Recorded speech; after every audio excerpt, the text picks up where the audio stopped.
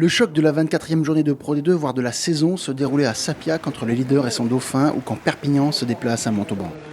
Et l'affiche tant attendue va être à la hauteur, avec notamment un début de match très engagé, avec un gros volume de jeu de part et d'autre. Visiblement, les hommes de Christian Lanta avaient bien travaillé sur comment contrer cette solide équipe de l'USM, si forte sur les fondamentaux et tactiquement. Sur une touche dans ses 22 mètres, Pelo van der Vastisen va se voir contré par Sean Héroux, l'un des grands acteurs de ce premier acte. Thomas Cochard temporise avant d'utiliser la science de sa troisième ligne afin de recentrer les débats vers l'axe du terrain. Chaque plaquage, chaque ratage est très disputé et la conservation n'en est que plus importante. Après Brazo ou les Malou, c'est au tour de Selponi d'être servi dans l'avancée.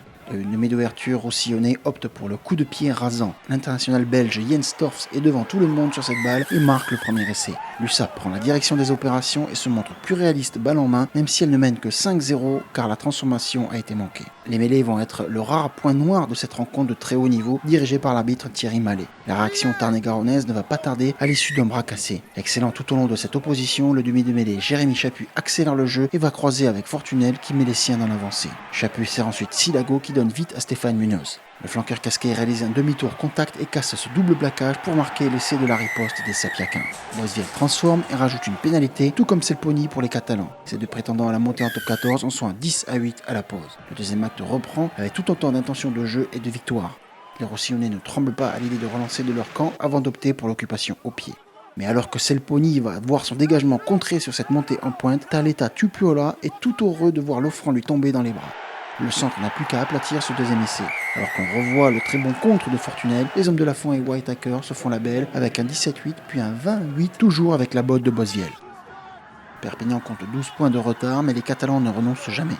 Le binôme Carbou-Brazo a œuvré en touche avant ce molle avec avantage. Les gros tentent bien d'y aller en force mais face à la meilleure défense de Pro D2, et Cochard et Selponi vont opter pour aller chercher l'aile opposée avec cette passe au pied.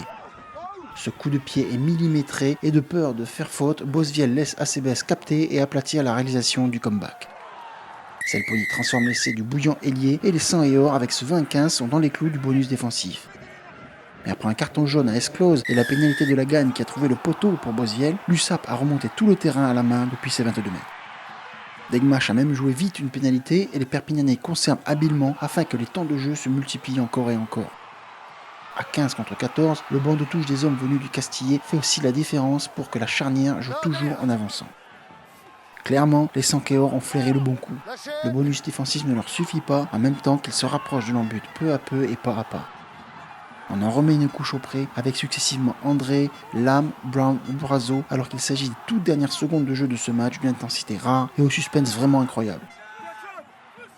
Passeur décisif sur les deux premiers essais des siens, Enzo Selponi va alors foudroyer toute la défense des Verts et Noirs pour aller marquer le troisième essai synonyme de victoire dans le Tarn-et-Garonne. Le banc de touche et les nombreux supporters Sankéor exultent en même temps que Selponi transformera pour un 22-20 final au panneau d'affichage. Après ce scénario cruel pour Montauban, l'USM se contente du bonus défensif lors de cette troisième défaite d'affilée quand le leader Perpignan s'envole un peu plus en tête de cette Pro D2 dont ce match fut une magnifique carte de visite. Clairement, ce choc entre la meilleure attaque et la meilleure défense du championnat avait des airs de phase finale durant lesquelles ces deux-là pourraient se retrouver.